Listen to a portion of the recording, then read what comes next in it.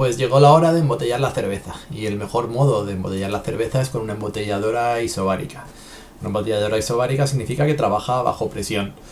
Para tener una embotelladora isobárica, pues necesitamos tener un fermentador isobárico que también trabaje bajo presión y que aguante presión.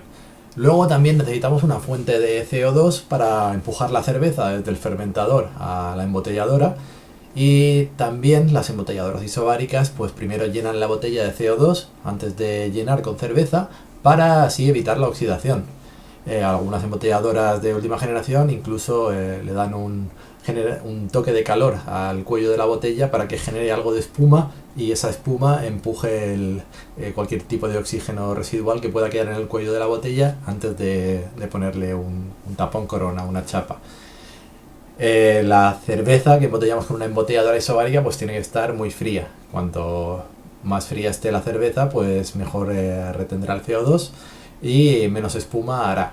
Por lo que siempre que tenemos una embotelladora isobárica, pues es recomendable que la cerveza esté lo más fría posible. Y cuando digo fría me refiero a 1 grado, 0 grados si puede estarlo, sin congelarse porque tiene una cantidad elevada de alcohol. Así que isobárico, cerveza muy fría, siempre. Y luego, bueno, pues tenemos el embotellado por gravedad. Este tipo de embotelladores a lo mejor os suenan más a los que elaboráis cerveza en casa. Ojo que también tenemos embotelladoras por gravedad, como del tipo que hemos visto antes, que simplemente están automatizadas en una línea de embotellado, pero simplemente embotellan por gravedad y no trabajan bajo presión como una isobárica. Y vemos estos 3 modelos de embotelladora por gravedad, una de izquierda a derecha, una de 6 caños, que es una embotelladora de vino, otra de 3 caños más amateur, que también se puede utilizar para embotellar vino, y otra el típico sifón para embotellar directamente desde nuestro fermentador secundario hasta dentro de la botella, llenando desde abajo con la cánula que se introduce en la botella. Lo ideal es que la botella estuviera llena de CO2, pero bueno, como al refermentar por gravedad, pues necesitamos tener levaduras activas, porque tenemos que añadir un azúcar para completar la carbonatación en botella, si no embotellaríamos una cerveza plana y prácticamente sin gas, por lo que es necesario añadir azúcar. Si el mosto que vamos a embotellar, la cerveza que vamos a embotellar tiene levaduras activas, bastaría solo con añadir azúcar.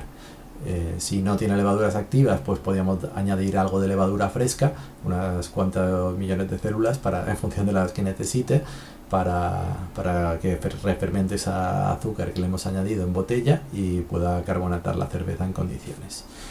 Es importante mezclar homogéneamente el azúcar y la levadura si le añadimos levadura extra. Si no, podemos tener unas botellas que con una carga de azúcar mayor que con otras vamos a tener carbonataciones dispares, incluso algunas botellas pueden explotar sin estar contaminadas, sin tener ningún agente extraño, simplemente por tener exceso de azúcar. Entonces la levadura produce un exceso de gas que va a hacer que explote la botella.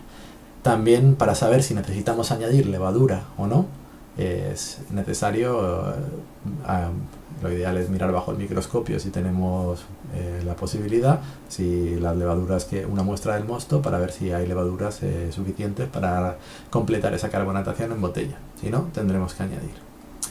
Y el mejor método para ver la carbonatación que tenemos en el mosto es un medidor de CO2.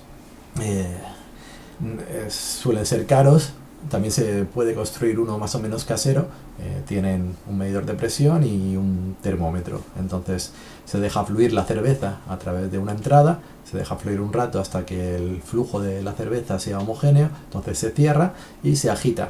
El manómetro que tiene nos dirá la presión, la carbonatación que tiene esa cerveza, y el termómetro la temperatura a la que está.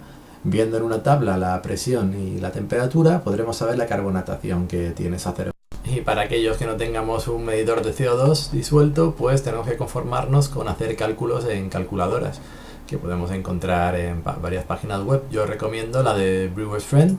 Aquí en estas calculadoras, pues ponemos la cantidad de litros que vayamos a embotellar, los volúmenes de CO2 que queremos y la temperatura de la cerveza.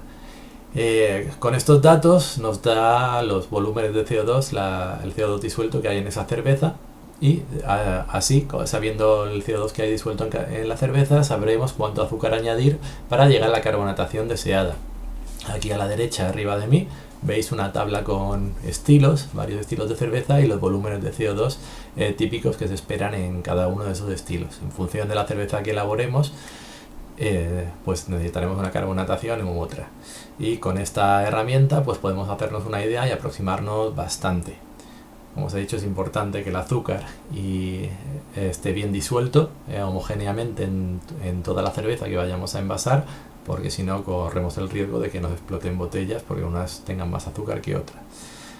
También para este año sé que hay alumnos que viven a gran altitud. Hasta ahora yo, como vivo al nivel del mar, no me había preocupado de esas cosas, pero el CO2 disuelto no actúa de forma igual en cada altura.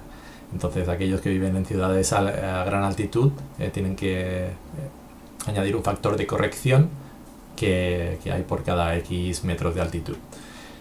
También, si os fijáis en la parte inferior de la calculadora, nos da 3 tipos distintos de azúcar para añadir, pues de 3 cantidades distintas. En función de la fermentabilidad de ese tipo de azúcar, pues tendremos que añadir más o menos para conseguir la carbonatación deseada. No es lo mismo el azúcar blanca de mesa que la panela o que el azúcar de maíz. Entonces también son cosas que tenemos que tener en cuenta para pasarnos. Tenemos que buscar la fermentabilidad del azúcar que tenemos. Si usamos otro azúcar, si carbonatamos con un zumo de una fruta, por ejemplo, pues tendremos que hacer nuestros cálculos para saber cuántos azúcares tiene ese zumo disuelto, con un refractómetro, por ejemplo. Entonces, pero hay que tener en cuenta qué azúcar añadimos para añadir la cantidad exacta para que no se nos quede una cerveza ni sobrecarbonatada ni poco carbonatada. Es importante siempre el azúcar que vayamos a hacer, el almíbar con el azúcar que vayamos a hacer o con el zumo, que hay que esterilizarlo. El azúcar es un medio que le encanta a todo tipo de microorganismos, entonces hay que esterilizarlo. Normalmente llevarlo a ebullición durante muy poco tiempo, a partir de 90 grados, añadiendo una tetera de agua caliente, pues se va a esterilizar bien. Y luego pues lo añadimos a la cerveza y lo mezclamos homogéneamente. ¿Cómo sabemos cuando la cerveza, una vez en la botella, ha alcanzado la carbonatación deseada? Pues la forma más fácil es abrir una botella y probarla y ver si está como nosotros creemos que debe de estar esa cerveza de ese estilo y si hemos alcanzado el objetivo de carbonatación que debería tener. Si no, pues tenemos dispositivos para saber esto. Normalmente la cerveza se fermenta en una habitación a 20 grados. El tiempo que tarda pues son de 5 a 20 días, puede alcanzar la carbonatación deseada.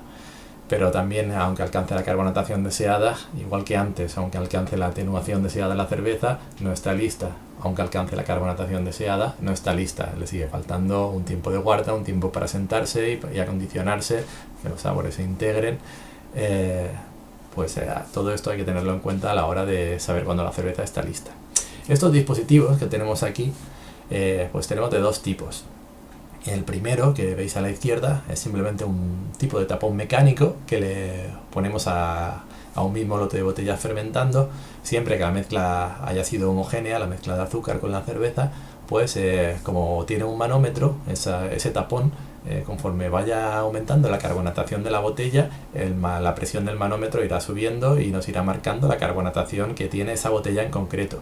Esto, en teoría, si la mezcla es homogénea, es extrapolable al resto de botellas. Si no, nos puede llevar a error, pero es un buen medio y se puede construir un tapón de este tipo fácilmente de modo casero. También los otros dispositivos que veis a la derecha son más técnicos, son de laboratorio. Hay uno analógico con un manómetro analógico y otro con un manómetro digital. Esto lo que hace simplemente es perforar dentro de la botella el tapón herméticamente, hace una perforación hermética a través de la chapa y nos dice la presión que hay en el interior de la botella. Así pues conocemos con exactitud en cada botella la presión que tiene en ese momento. Así que pues, cuando está lista la cerveza, pues al final es nuestro criterio.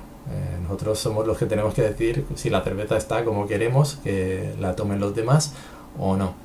Así que no hay una regla universal para esto y es el criterio de cada uno. Normalmente, pues si depende del estilo de cerveza, si la cerveza está limpia, si tiene una buena retención de espuma, aromas adecuados, no tiene ningún aroma extraño, la elaboración ha sido correcta en todas las fases, pues cuando alcance la carbonatación adecuada y se vea una cerveza limpia, probablemente esté lista, pero ya os digo que no es una regla universal y que al final somos nosotros los que subjetivamente tenemos que decidir cuándo está nuestra cerveza lista. Así que nada, muchas gracias por escucharme y vamos con el último vídeo y uno de los más importantes sobre limpieza y desinfección.